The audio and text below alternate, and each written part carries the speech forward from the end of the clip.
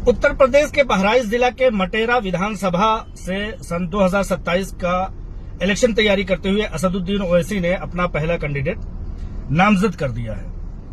मटेरा विधानसभा का ये मारिया शाह की जो सीट है बहराइच जिला के, ये बाप दादाओं से जीती जाने वाली मुसलमानों के हक में वहां के तमाम जमहूरियत पसंद, सेकुलर पसंद, हिंदू मुस्लिम सिख ईसाई तमाम भाइयों ने उनको मुंतखब करके एक लंबे अरसे तक वहां की तरक्की और फलाह बहबूद का काम किया है।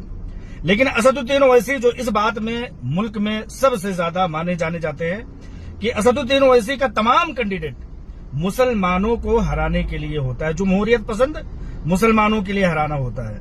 इनका मकसद है कि मुल्क में इनके अलावा, इनकी पार्टी के अलावा कोई हो ना, लेकिन खुद भी 5-6 सीट से ज्यादा ये आगे नहीं बढ़ पाते हैं। खुद गोशा महल हैदराबाद के अपने कॉन्स्टिट्यूंसी के मातहती में आने वाले विधानसभा सीट गोशा महल जो कि राजा सिंह है, उसके सामने इनके बाप दादा खत्म हो जाते हैं कि उसके सामने कोई कैंडिडेट उतारे। उनके साथ राजा सिंह के सामने ये कैंडिडेट नहीं उतारते हैं। लेकिन मुल्क के कोने कोने में जहां जहां मुसलमान अपने हिंदू मुस्लिम सिख ईसाई भाइयों के जरिए से क़यादत में, मुल्क की जमहूरियत में, मुल्क की हिस्सेदारी में जो शिरकत करते हैं, असदुद्दीन ओवैसी का जिन्नाही सिफत यह है कि उनको हराने के लिए अपने आकाओं के इशारों पर वो पहुंच जाते हैं और उनको हराने का काम करते हैं। ठीक उसी तरह से जिस तरह से कि बंटवारे के वक्त जिन्नाह ने इस बात का ऐलान किया था कि जो उसकी पार्टी और उसके परचम के नीचे जो आएगा मुसलमान वही कहलाएगा, उसके अलावा उसकी नजर में सारे के सारे लोग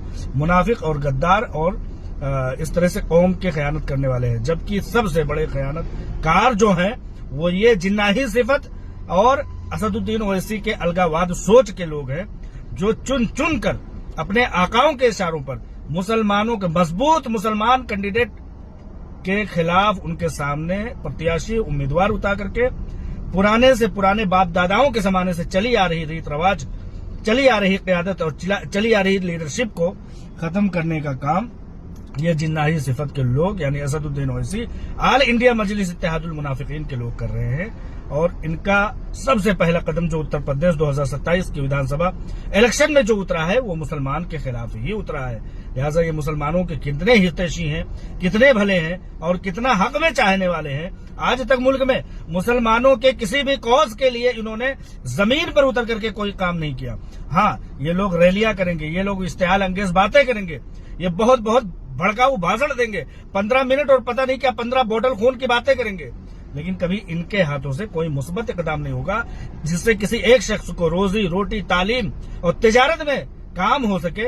इस बात के लिए कोशिश नहीं करेंगे। लेकिन ये कोशिश करेंगे, अगर जिन्नाही सिफत के लोग अगर काम करेंगे तो खड़े हुए, कायम हुए लीडरशिप को तोड़ने के लिए, उनको हराने के लिए ये हमेशा सबसे आगे रहेंगे। अभी उत्तर प्रदेश में किसी भी पार्टी ने अपना बिगुल नहीं फूका है। ये हैदराबाद 2000-2500 किलोमीटर दूर से आकर के सबसे पहले मुस्लिम कैंडिडेट के खिलाफ ही अपना उम्मीदवार उतारते हैं। ये कितने बड़े सेकुलरिज्म के कातिल लोग हैं, आप समझ सकते हैं।